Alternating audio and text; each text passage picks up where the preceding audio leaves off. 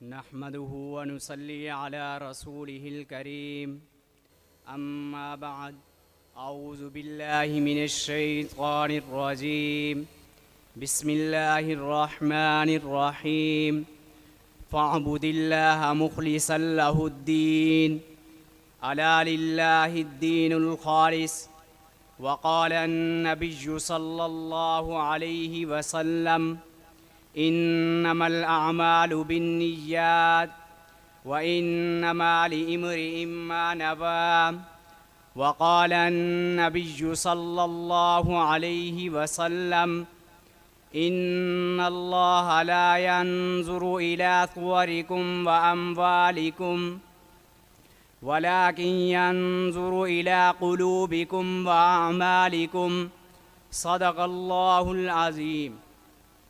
چو بندہ خدائے خیش خاند باید کے بجز خدا نداند تا مراحست دیگرم باید گر نخانند زاہدم شاید.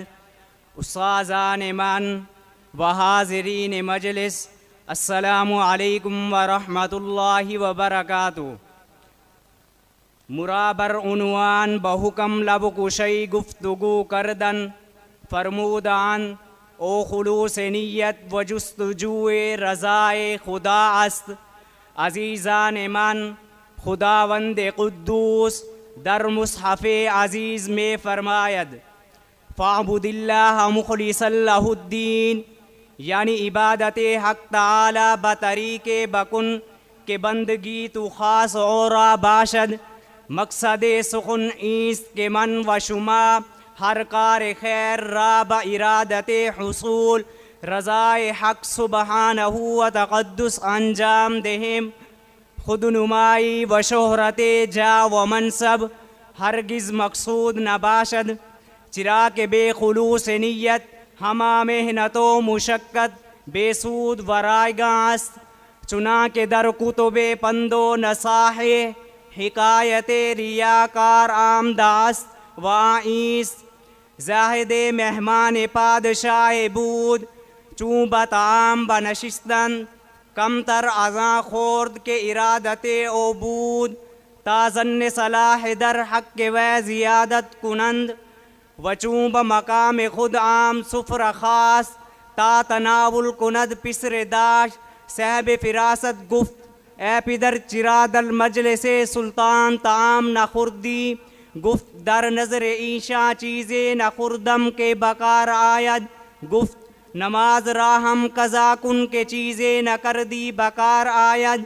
چے خوش گفت اسادی ترسم نہ رسی بقابہ عرابی کی راہ کہ تو میں روی بترکستان است. شنوندگان محترم، پیغمبر محمد صلی اللہ علیہ وسلم فرمود انما الاعمال بالنیات، یعنی دار و مدار ہما کارہا بر نیت است و ہر کس را موافق نیتش بدل حاصل شود.